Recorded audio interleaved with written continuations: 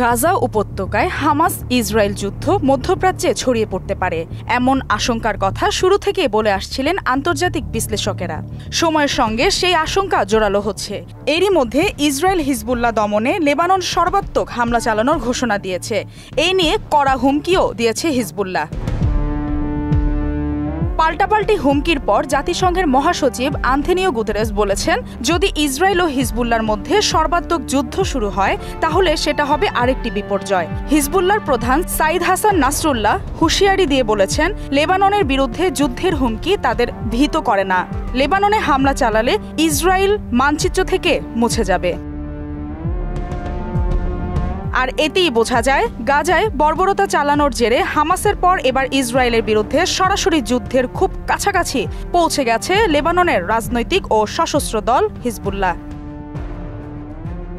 এমন পরিস্থিতিতে পূর্ণমাত্রায় যুদ্ধ শুরু হলে সংগঠনটির পাশে দাঁড়ানোর প্রস্তাব দিয়েছে মধ্যপ্রাচ্যের ইরান সমর্থিত অন্যান্য দেশের সশস্ত্র সংগঠনগুলো।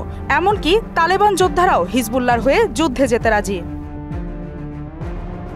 শুধু তাই নয়, ইসরায়েলি আগ্রাসনের মধ্যে ফিলিস্তিনের অধিকৃত পশ্চিম তীরে বসতি বাড়ানো নিয়ে হুঁশিয়ারি করেছে সৌদি আরব। নিরাপত্তা পরিষদের সিদ্ধান্তে তীব্র নিন্দা জানিয়ে সৌদি আরব বলেছে, ইসরায়েলকে ভয়াবহ পরিণতি ভোগ করতে হবে। তবে সমমনা সবাইকে ধন্যবাদ জানিয়ে নিজেদের 1 লাখ যোদ্ধা নিয়েই আপাতত ইসরায়েলের বিরুদ্ধে লড়াই করার ঘোষণা দিয়েছেন হিজবুল্লাহর শীর্ষ নেতা হাসান সাইদ নাসরুল্লাহ।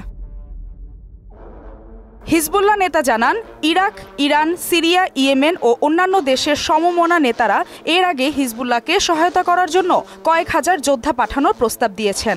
নাসরুল্লাহ বলেছেন, বর্তমান পরিস্থিতিতে হিজবুল্লাহর জনশক্তির একটি অংশই শুধু ব্যবহার করা হচ্ছে, যারা মূলত ক্ষেপণাস্ত্র ও ড্রোন নিক্ষেপকারী বিশেষ যোদ্ধা।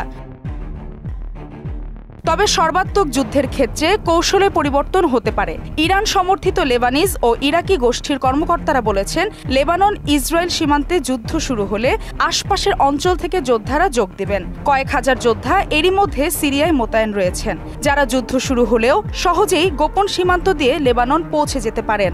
আর অত্যাধুনিক প্রযুক্তি ব্যবহারের সামর্থ্য তো রয়েছেই। এখন প্রশ্ন হচ্ছে, হিজবুল্লাহ ইসরায়েল যুদ্ধ মধ্যপ্রাচ্যে ছড়িয়ে পড়লে পরিস্থিতি কোথায় গিয়ে দাঁড়াবে? আরেকটি বিশ্বযুদ্ধের দিকে এগিয়ে যাচ্ছে না তো? মালিহা চৌধুরী, মোহনা ডিজিটাল।